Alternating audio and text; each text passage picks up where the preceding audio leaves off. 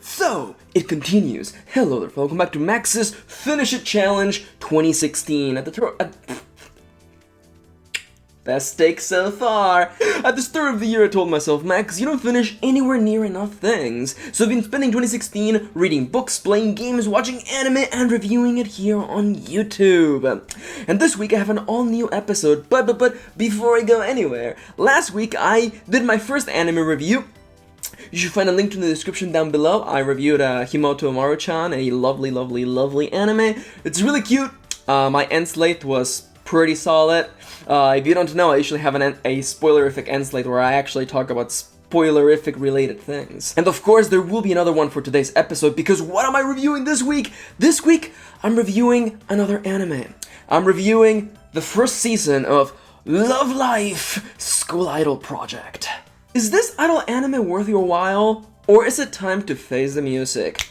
Let's find out. So, let's take it from the top. What is Love Life? Love Life is an idol anime originally released in 2013. It ran for 13 episodes and was followed by a second season, as well as like a movie, light novels, and video games, and pretty much everything else in between. Now, as for the story follows from the point of view of Honoka and her friends as they learn that their school is actually not going to be accepting new students coming next semester because the school is like super unpopular and it's eventually going to close down. That is, unless Honoka and her friends can actually do something about it. Driven by a desire to get people interested in signing up for their school, Honoka and her friends attempt to start an idol group. Can their singing stop the inevitable? So, once again, really quickly before I move on to the review proper, I'm gonna have an end slate at the end. It's probably gonna be as long as the video, where I go over my spoilerific stuffs. I talk about, like, more in depth about the characters that I like the most and stuff like that. I don't like to cover that in the video proper because, you know, I want you to go check things out and I want you to be surprised. So, check the end slate, as always. Let's dive right in. What were the good things? What did I enjoy the most? Let's take it from the top. Really quickly, there's like 2 quick points that I have to just throw out really quickly. First off, I watched this anime with Kitty at Lady Kirin, friend of the channel, really lovely person, and we actually made it a point to watch the dub. We wanted to watch the dub, mostly because she had it, and also because we wanted to see the quality of it. And I can say, without question, that the American dub is actually really good. I was worried, because, let's be honest here, we all have really bad first impressions of anime, especially if you, like, grew up in the 90s like I did, because anime in the 90s was cringy as heck. It was super cringy. So whenever you jump into like a dub, you have to be like, okay, is this going to be cringy? Are there going to be like translation errors? Are there going to be like localization things? You know, shut up and eat your burger, Apollo. Things like that. Thankfully, this anime has none of those things. It's actually, the translation is done really well, and the voice work is really effective.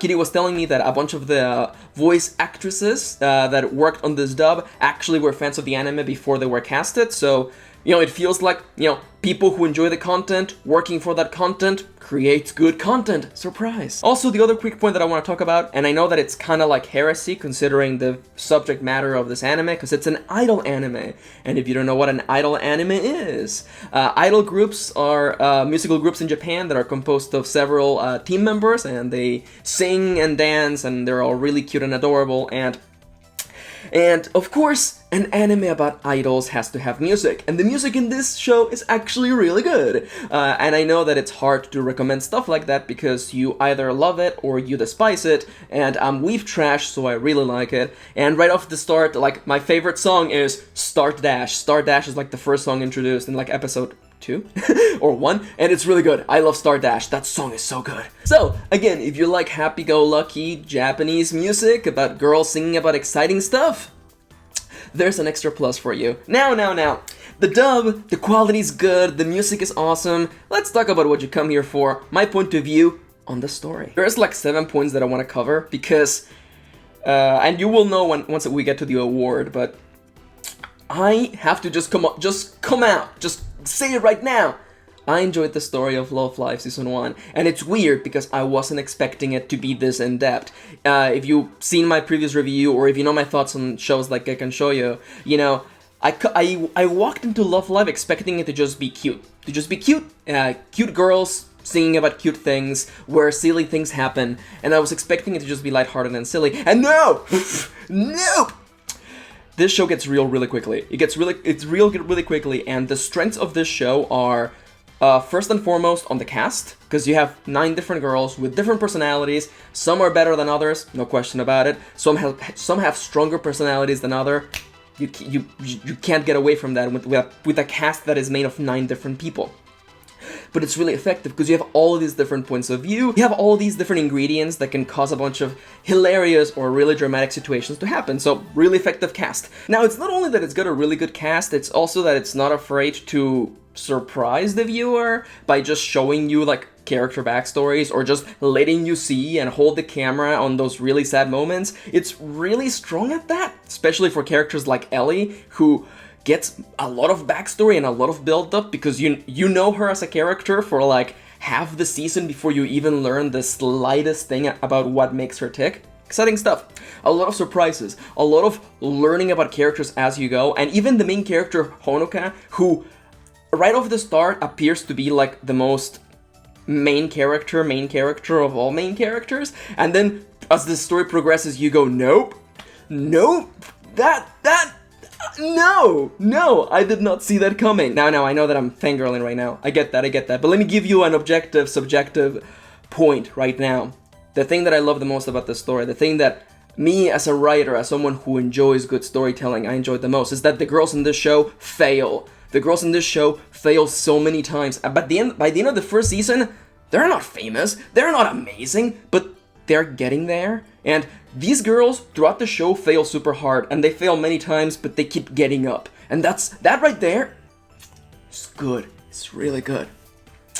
The problem that gets me so much, and the thing that a lot of shows, primarily shonen stuff, doesn't understand, is that success means nothing if there's nothing at stake or if you don't care for the characters. And victory tastes a lot sweeter when there's failure along the way. So seeing the girls fail and eventually like succeed a little bit and then a little bit more, it's really effective. Really good stuff.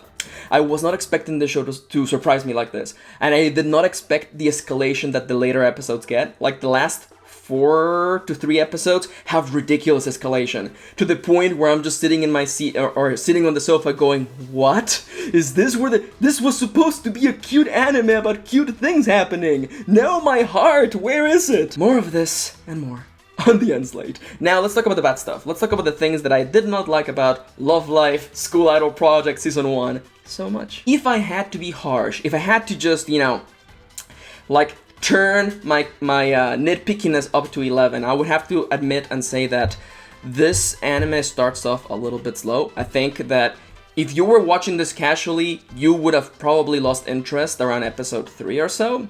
But if you commit to watching it, you will have a really good journey. But I have to be subjective, mega subjective, and say that the start is really slow. Especially because you're introducing 9 different girls, and thankfully they don't drop them all in the first episode because that would be ridiculous. But they drop them over a long period of time, which means that there's a wind-up. Once the girls get together, the silliness starts and the plot gets moving, but until then it's a little bit slow. And now it's time for the part of this review that I've been dreading to do, because I'm about to talk smack about Kitty's favorite character. There's one girl in the cast that is the weakest link. There's one girl in the cast that doesn't get any development, whose character just jumps back and forth. Like, we're talking about a character who is really inconsistent in her personality and the tone that she portrays, and she adds to the story, and that character is Nozomi. Now, I have been told that she gets better in Season 2, but I have to review this based on what I got. Season 1 is not fair to Nozomi, because Nozomi jumps back and forth between different, almost entirely different character sets. At times she plays the motherly role offering advice, and then at times she's kind of mysterious, and sometimes she's happy and excited. She can also be a pervert. It's all over the place. Nozomi is all over the place in this first season, and that's a little bit disappointing because I like Nozomi. She is a tarot nerd, and I love the tarot. And there's actually really good foreshadowing in this story through tarot cards.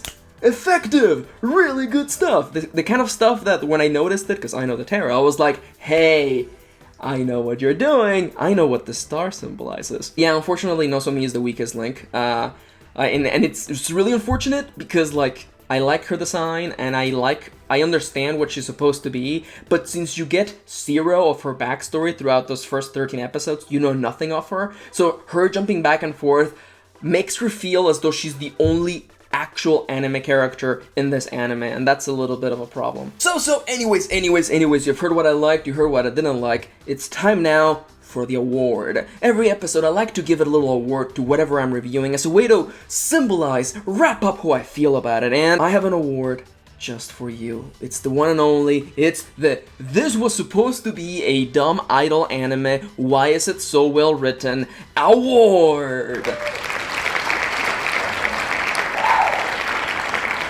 Real talk. This anime has a lot of surprises, and it's ridiculous, especially when you get to the ends late. If you want to watch the spoilers, that is, of course. There are a lot of surprises here, not only in the nature of the way that the story is written. I have to admit, it starts slow. It definitely starts slow, but the surprises keep on going. There's a lot of really good character development, and I understand that the premise of the story is based on a time limit. The girls have to do this thing before the last thing of the school so they can get people to sign up so the school doesn't close. I get that. There's a limit to the story, but if it wasn't for that, it would be a really good character-driven story. Because the girls are the players. The girls are the people moving things forward, getting things together, and of course they clash heads, they put their powers together, they try to get things done, and that's really effective. And it's not only that it's character-driven and, you actually get to learn about these people and understand why they're making the choices that they're making, but as I mentioned, there's also a nice element of foreshadowing, and not just through tarot cards, but forget that. Forget all those really, easy to talk about surprises. The escalation of the last couple episodes is really good. Really good stuff, to the extent that I was watching the last episode, and I was turning to Kitty going, where is this going to end? Where is this story going to end? Or at least the season, because I couldn't imagine where could it possibly end.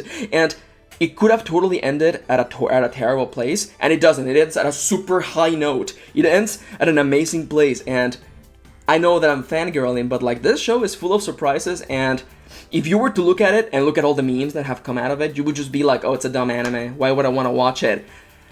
I say you would want to watch it because it's full of surprises. So if you can't tell, if you haven't been able to notice, I actually completely recommend this anime. I really enjoyed it. It was full of surprises. Again, just like an anime like AKB0048, I came in expecting it to be dumb idol stuff, and wow!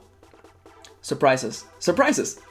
Completely legit. That's why I have to relay this to you, because I came in expecting nothing. And when I noticed the signs, when I noticed the foreshadowing, the character, the building of characters, the setup of plot elements, I was like, this is really well written. And I was surprised, and I was legitimately shocked. So, if you would like an anime with really good music, and lots of cute girls, and surprises along the way, I recommend Love Life. But anyhow, I would love to hear what you have to say. Have you seen this anime? Have you given it a try? Have you seen other idol anime? Have you seen AKB0048? Because that anime is really good. But anyhow, let me know in the comments down below. And as well, before I go anywhere, allow me to remind you that if you want to see what I'm going to be reviewing next week, because we're going to be starting a really long journey next week. If you want to know what I'm going to be reviewing next, check out the mystery link in the description down below. Shh. It's a secret to everybody. Oh, we're starting a journey next week. Next week, we're gonna start a long journey, but that'll be then. For the time being, I want to thank you for watching. Thank you for watching this ridiculous video about me just fangirling about Love Life. I want to thank you for watching. Thank you for spending a little bit of your day with me, and I'll see you on the end slate.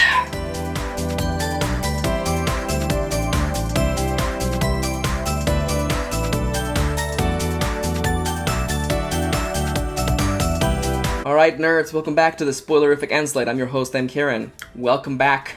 Hello my fellow weebs. It's time to talk about Love Live School Idol Festival Season 1.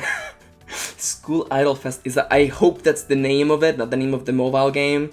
No, because that's the School Idol project. Oh gosh, I haven't even finished recording this video, you guys. Am I recording? Oof, that would have been terrifying if this hadn't actually been recording. But anyways, what did I think about Love Live? Spoilers, I liked it. People sometimes, they ask me, I'm like, did you actually mean what you said? I'm like, yeah, I wouldn't be lying to you. I was surprised. I came in expecting nothing. And talking about expecting nothing and getting everything in return, the characters are really strong. Some characters are stronger than others. Clearly, no doubt about it. I have to say, let's talk about the weakest characters first, I guess. The first years are pretty weak, and I know someone out there's gonna be like, yo Max, why are you talking smack about Rin? And I'm like, kitty, calm down, I love Rin. Rin is cute, adorable. We don't get enough Rin though. We don't get enough of the first years. And it also makes sense because they're not like pivotal to the story, they're just kind of like the youngest, so they couldn't actually be pushing the plot along by themselves. The third years are the strongest, and that's funny, I'm saying that, but Nozomi is one of the third years. So basically what I want to say is that Nico and Ellie are strong enough to carry the story by themselves. Then you have the second years, and Honoka starts out being so meh that you just ignore her. I ignored Honoka, and then when her character just went, I was just like, you were supposed to be just the dumb main character. How? Crazy. Honoka, really good. Umi, really good. Oh, Umi's my favorite. Oh, Umi's just a frowny blue-haired baby, and I love that. She's just the best. Umi's the best. Kotori is kind of weak, and it bothers me a little because I wish we had gotten more Kotori, because she's kind of the main element that takes us to the climax of season 1. So I was just sitting there like, that's nice, but I hardly know anything about Kotori, so I don't know. She was still lovely though. I mean, they all can't be like as good as Nico. And you may be thinking to yourselves, excuse me, Max, what did you just freaking say? Let's talk about Nico. Nico Yasawa? I don't know if that's actually her last name. Let's talk about Nico. Of course I knew about Nico. I know about the memes, and when I came into the show, I thought, hey, look at this meme. Oh, Nico, you're such a piece of garbage. Oh, you're terrible. Oh, you're bad. Wait a minute, why are you doing that? Why are you... What? Wait, slow down. What?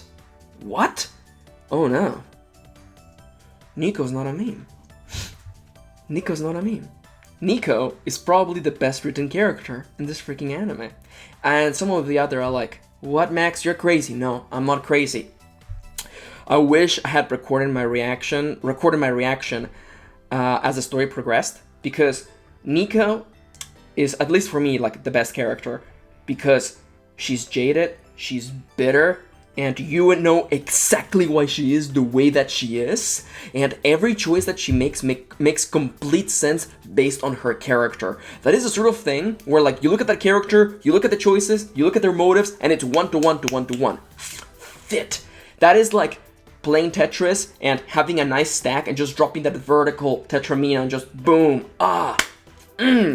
such a good character. Everything is right into place. And you may be saying, Max, you're crazy. What are you even talking about? Nico Yasawa is interesting because all that she... Well, oh, by the way, welcome back to Max Analyzes Nico. I'm gonna Nico break your heart, but just... that was the best. Nico break your heart. All that Nico wants in the world is to be an idol. She loves idols. She collects things that are about idols. She set up a club with the intent to become an idol, but nobody was into that, so she just kept the club, and people eventually left, and she just kept doing the thing that she liked, which was enjoy idols, watch idols, be a part of idols, rate idols, watch videos about idols, buy really expensive DVDs. She's all about idols. She loves them. She wants to be one. So when these girls show up and practically like ruin her life to the extent where she's like, okay, I will join you, she starts to smile. She doesn't smile. Nico doesn't smile at all. She actually spends most of the time frowning and being angry and bitter. And you watch as the show progresses, and she's part of the group, and she's having fun, and she's dancing and writing songs and singing with them, and she starts smiling and being happier and starts to joke, starts being a part of the group. That one episode when they go to the beach, she's being a part of the group, you guys. Maki's the one who doesn't care, but like, Nico starts super handoffish. I don't want to be with you guys are losers, I'm the best, ha ha ha. Becomes really close. So what happens near the end, where the choices of Kotori and Honoka make the group fall apart? Nico gets really defensive and really angry. Of course she would. All she wants, this group is everything she has ever wanted in her life. And if you have ever been in an MMO guild or a group of friends that falls apart, that moment when things fall apart in the anime, it's completely like super not recognizable, relatable. It's super relatable. Because you watch, there are the people who care, which is basically like Nico. The people who were doing it because it was effective or it was getting them towards their goal, Umi and Ellie.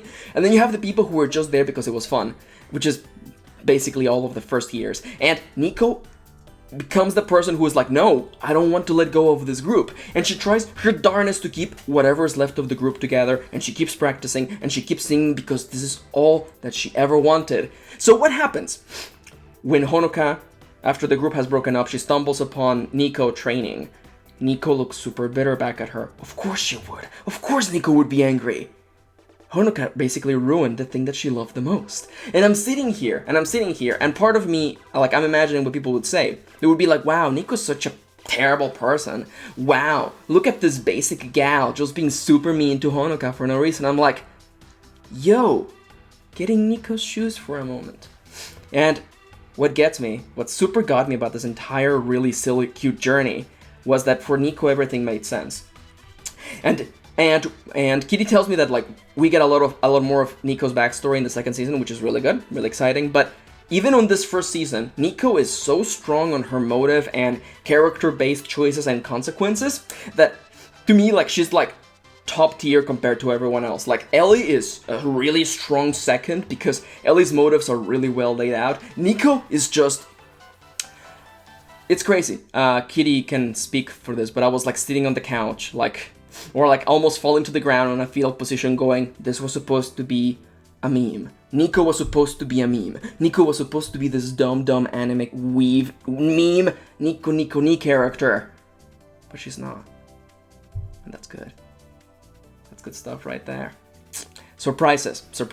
Anyways, but I gotta get going. This video is like this end slate is as long as the video itself, which is pretty much what I shoot for with every end slate. So for the time being, I will be Nico seeing you on the next one.